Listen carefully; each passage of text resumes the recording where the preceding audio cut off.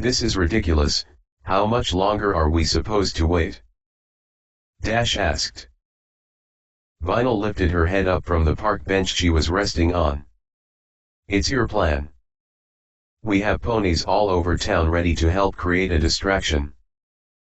Octavia and Sprocket are expanding the escape tunnel, so unless you want to wait even longer, this is our best bet.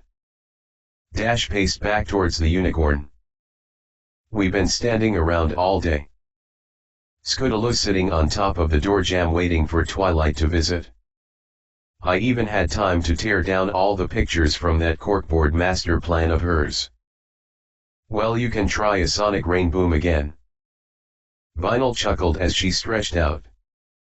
Because it totally makes sense how a little plastic toy can break the sound barrier. Come on, I was really close last time. If I had a little more speed I could have broke it, and I'm fairly certain it could lower the force field. Well, there you go. Go fly in circles while we wait if you're bored. What's the worst that could happen? Vinyl asked. Fine, Dash spat. She took off and began to circle the town. Stupid unicorns, think they know everything because they can use magic. That force field feels just like a storm system. I'm sure the rain boom could overcharge it and short it out. After a few lazy circles around town, Dash began to pick up speed. She didn't know how it was possible, yet her lightweight body still seemed to have most of the strength and speed as her Pegasus body did. Twilight had made her too well, giving her realistic wings complete with some form of polyester feathers. Her hair even mimicked her real mane, though her body still carried its plastic sheen. At least she's gotten better at making dolls. Vinyl looks like a chew toy. Another lap had just been completed around the town when the air pressure changed. Dash assumed her familiar posture, using both hoofs to form a cone and lowering her head behind them. She flattened her hind legs and began tightening muscles, making herself as aerodynamic as possible. Dash had become a missile with wings, and began to beat faster. The mock cone came on quicker than normal, catching her off guard. Before she had braced herself, she had burst through the sound barrier. A rainbow of explosions went off behind her, catching the attention of every pony in town. Had Dash not been busy trying to maintain control of her trajectory, she would have witnessed an amazing sight. The force field that circled the town was transmitting the rainbow outward over its entire surface. It was rippling harder with each passing second, until entire sections blinked out of existence. In a brief moment, there was a loud pop and the force field vanished. The dolls began to explore outside the barrier of the town, no longer limited to sneaking through the tunnel beneath it. Dash came to a stop near the door and landed on the floor, staring back at her handiwork. Already the citizens were celebrating, scattering around the room and wreaking havoc. Great work, Dash! Vinyl yelled. She lifted her sunglasses, heads up. She turned and ran for cover. Dash turned around, looking out of fear at Scootaloo. The filly was still perched over the door in her familiar spot, but had come to attention, her flank high in the air and her wings spread. She was ready to bolt. The door slid open and Twilight passed through quickly, her timing impeccable.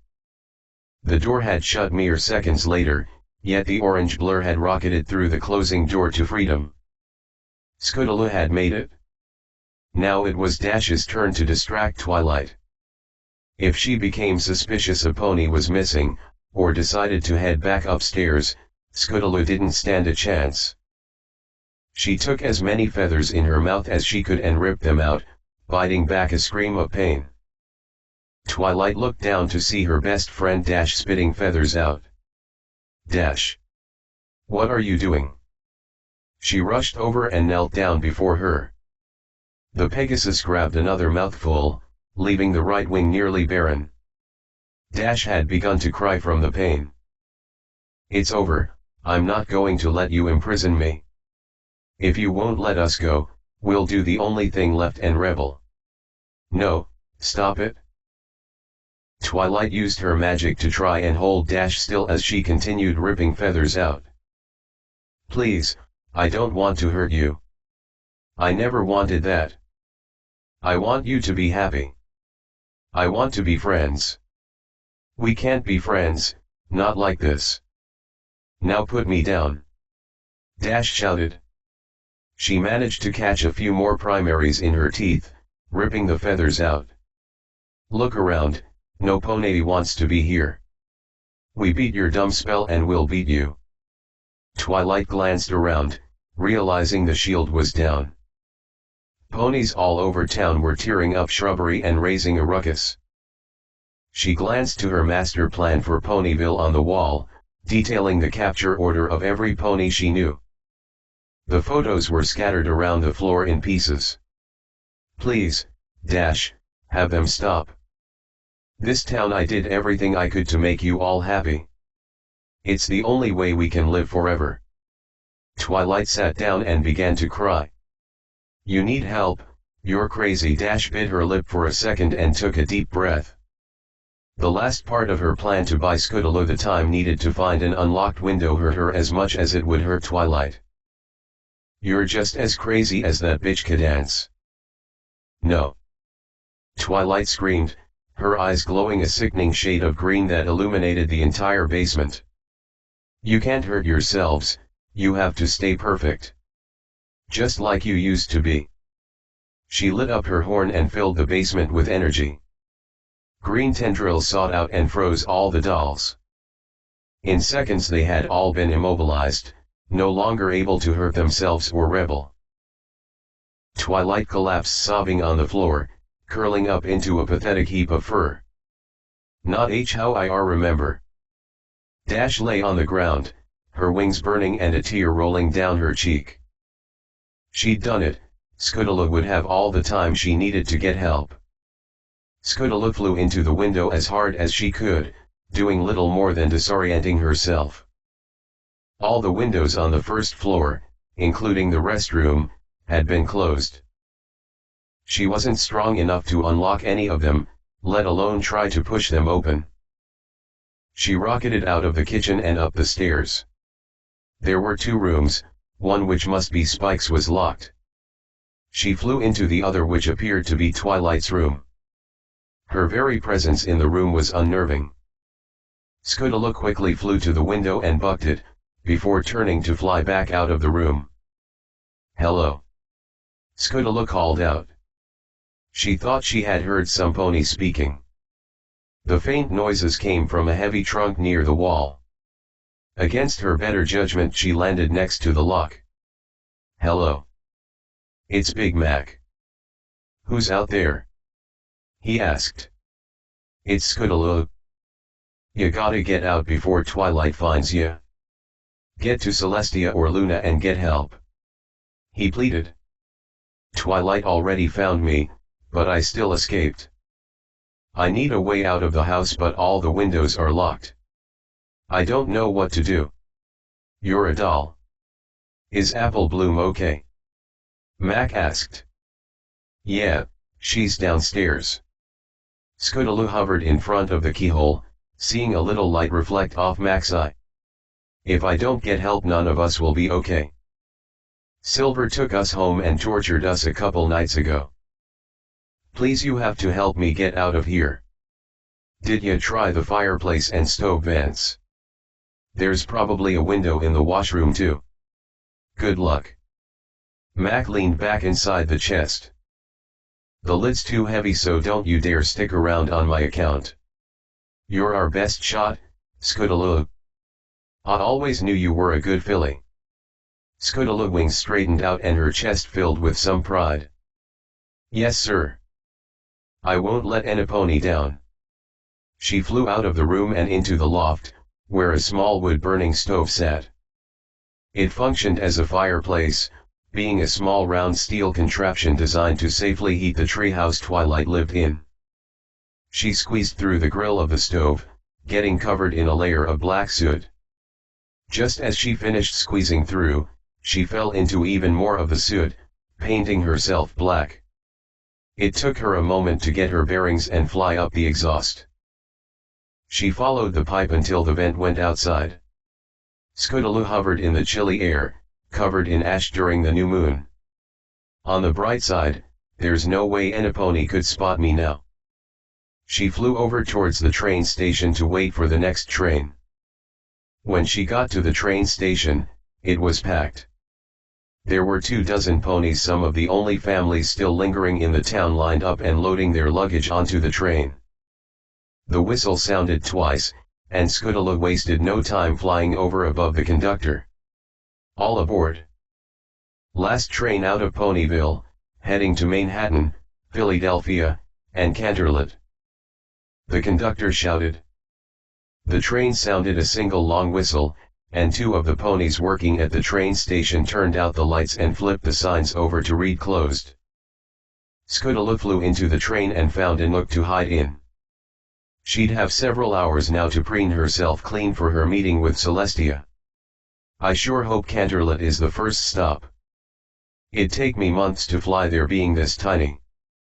I'm sorry, Trixie, but I can't let you go. Luna sat down next to the unicorn and tried something Celestia had taught her.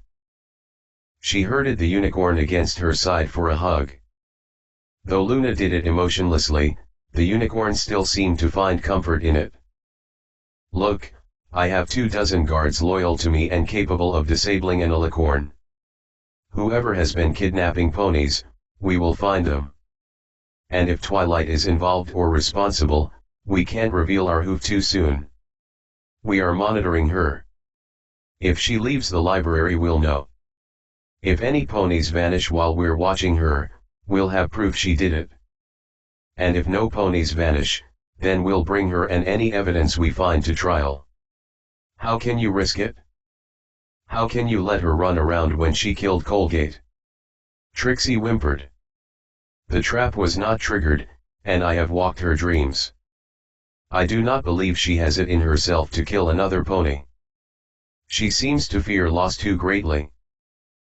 If she is involved, it's more likely she is orchestrating a forced relocation to another town where she believes they are safe, but I still need proof. Trixie pulled herself in closer to Luna. She had never been particularly brave or heroic, preferring showmanship and illusion. It seemed if Luna would not set her free to run for her life, her next best choice was to help her solve the case. Luna, what if I volunteer to be bait? Leave me alone with her, but watch, and if she does anything you'll have your proof. Luna pushed Trixie away to look her in the eyes. I cannot ask you to do that. I trust you. You don't have to ask. She's right, you know. Echo sat in a chair near the door, listening to the conversation with his heightened hearing. It'd be a lot faster and within the law. Every pony knows you two are scared to break even the smallest law. Watch your tongue, Echo, Luna commanded. Yes, Your Majesty. You know I'm right. Would you perform such a ruse were the suspect Spitfire or photo finish? This whole charade to spare Celestia's pupil will not be received well by your citizens. And pray tell, what would you do in my position, Echo? Luna asked. Easy, I'd throw her in the dungeon and shackle her to a wall with her magic dampened. If the disappearances stop, you've caught the filly napper, Echo explained. And how would you convince Celestia to leave her shackled to a wall? Without proof, she'd free Twilight. If she were responsible, we have revealed our hoof and gained nothing. Twilight would vanish and continue in doubled secrecy. Or worse, were Twilight not behind it, we would have destroyed the most powerful ally we have. The Discord theory again. Echo sighed and shook his head. Just because you two haven't seen him in months doesn't mean he's behind it. Hell, if you trapped me in stone for 1,000 years, I'd get as far away from you as possible too. He's probably on a beach in Zebrica. You would tempt me down the same path I trod 1,000 years ago. To let emotion and fear influence my judgment. To assume guilt before innocence. Luna asked. No. Echo leaned forward in his chair. I don't know, but I hate sitting here doing nothing. Even your illusion spells have gained us nothing. I also hate doing nothing, but you will continue to do as I command. Echo chuckled. Of course, that was never in question. You know I love to play nightmare's advocate. Luna blushed and slapped her hoof to her forehead. Damn it, Echo, what would I do without you? Probably wind up trapped in a basement somewhere. Sorry to interrupt, but can I go to bed and get this limiter off then? Trixie asked. Luna glanced over to the unicorn that she had forgotten about. Oh, of course, but the limiter stays on. It's for your own protection, and if I recall correctly you just volunteered as bait. Trixie swallowed a lump in her throat. Heh, I guess I did. She walked over to a pile of blankets on top of a mattress on the floor. The guards had brought it in for her to sleep on, mere feet from the bed Luna would sleep on. I don't suppose you could give me something to help me sleep. I get a feeling I'm gonna need it for tomorrow. Luna smiled. I thought you'd never ask. Her horn glowed, and Trixie began to glow a matching hue of blue. She got comfortable on the bed before passing out into a deep sleep. Now, Echo, let us discuss your insubordination. A sharp pain woke Twilight from her sleep. A pinching in her shoulder gave way to a numb leg. She rolled over onto her back, crushing one of her wings. Her hazy mind screamed in protest, leading her to find a comfortable position on her stomach. Her right forehoof felt like pins and needles were going through it, tingling all over from sleeping on it wrong. She waited for feeling to return, rubbing the crust out of her eyes with her other forehoof.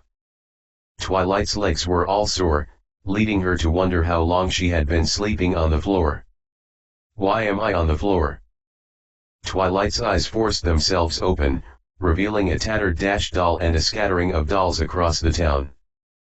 Why would I go to bed in the dollhouse? Memories came back to her of hearing a noise on her way down to the basement to check on the dolls. She opened the door and found ponies everywhere, including outside the magical barrier. The barrier went down, and Dash was tearing her feathers out. They must have been trying to escape. She stood up, shaking the last of the numbness out of her right foreleg. Her eyes fell on Dash. With a flash of her horn, the Pegasus began to glow. Loose feathers began to reattach to her wings, until she had fixed her friend. Twilight then restored her movement to her. Dash, what did you really mean what you said? Twilight asked. That we'll keep rebelling and don't want to be here. Yeah, and sooner or later Celestia will come and stop you, Dash said. Luna is here now, and she hasn't stopped me. I meant, what you said about me and Cadance. Dash sighed, no. But I had to. You cried yourself asleep and were down here all night. Luna's probably kicking down the door upstairs to find out what happened to you. It's over. Dash flew away towards where the barrier used to be. We can go anywhere in the basement we want now. You made it clear you don't want me damaging my wings, so you can't stop us. Twilight looked around, seeing the scattered dolls. Well, you still can't get through the basement door. Even if you did, the steps are 8 inches tall each. Only you or Scoodaloo could escape, so I just have to bind your wings. Then, you can't destroy them or escape. Twilight laughed and headed over towards her workbench. Dash followed her over, maintaining what she felt was a safe distance. That won't do you any good. Sure it will. She grabbed Dash, freezing her to slip a thick rubber band around her torso. She pinned her wings down to her side with a few such rubber bands, trapping them in place. Twilight then set her down on the ground to unfreeze her. Hey! You know Pegasi hate having their wings pinned, Dash complained. Tell me where Scoodaloo is now, so I can pin her wings. Smiling weakly, Dash started to back up from her captor. No. Twilight advanced on Dash, looming over her. Dash, where did she go?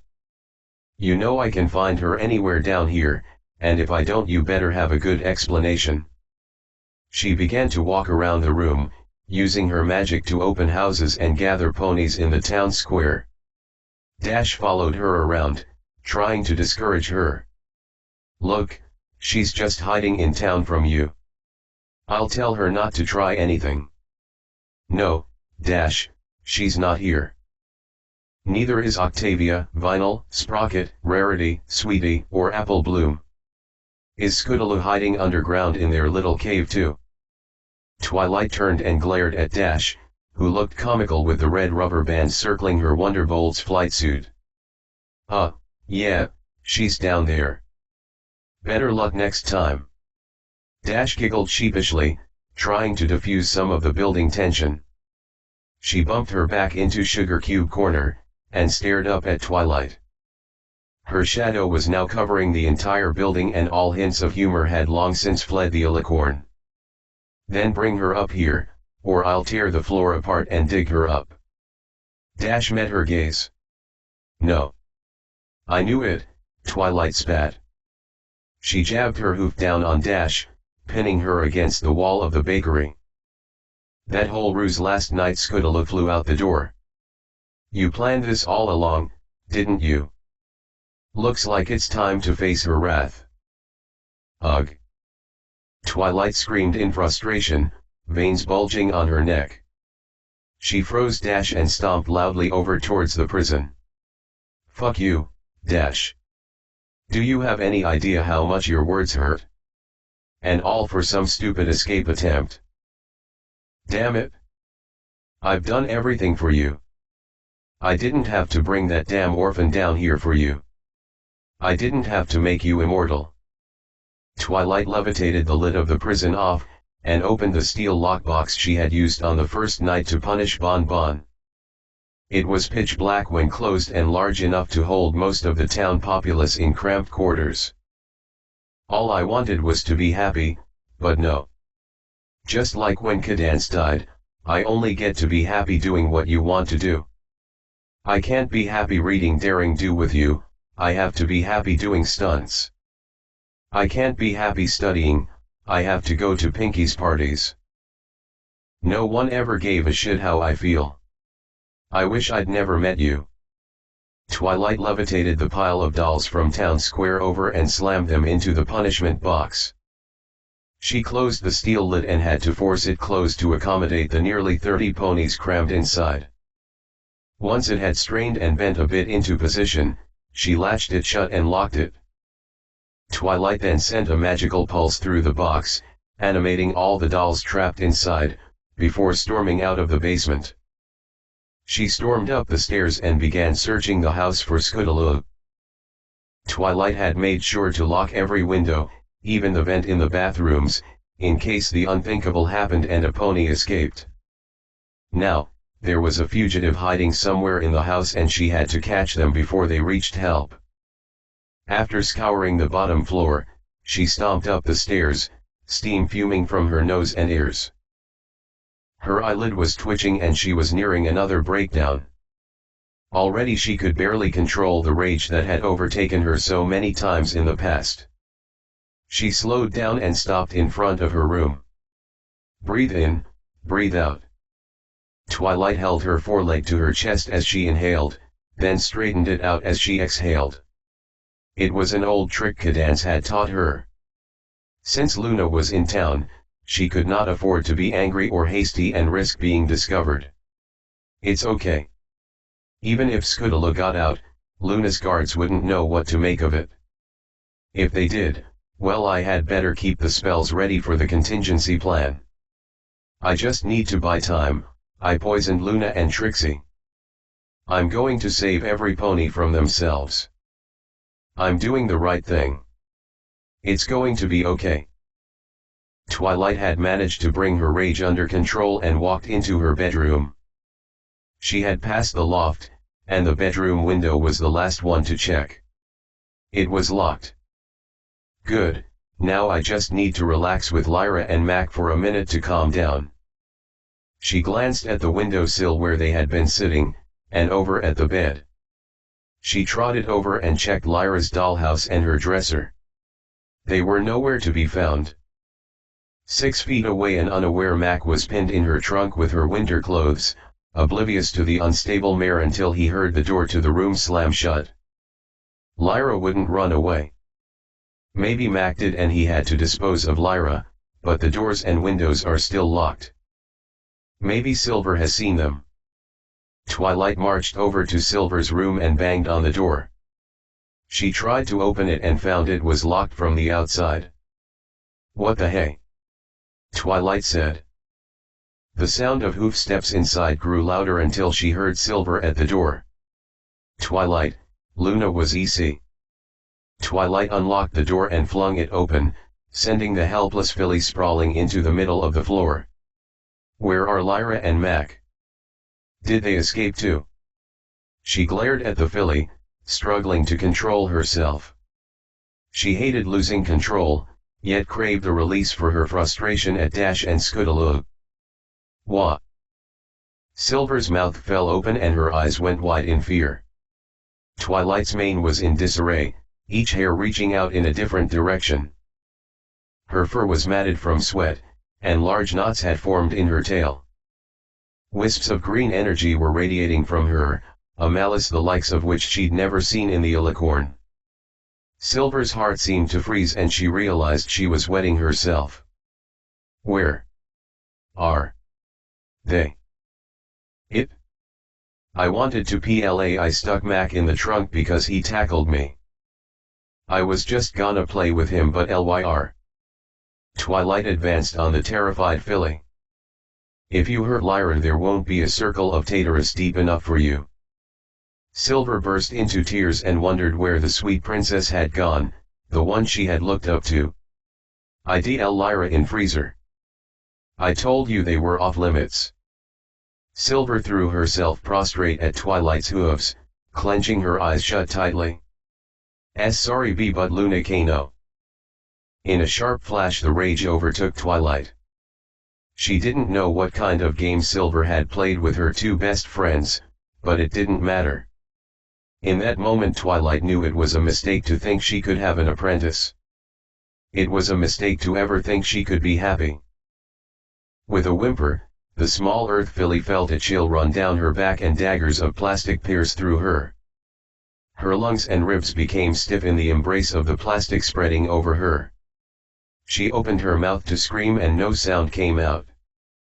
Silver looked up at Twilight in horror, trying to beg forgiveness. "I'm so sorry, Twilight, but Luna knows. She knows about you."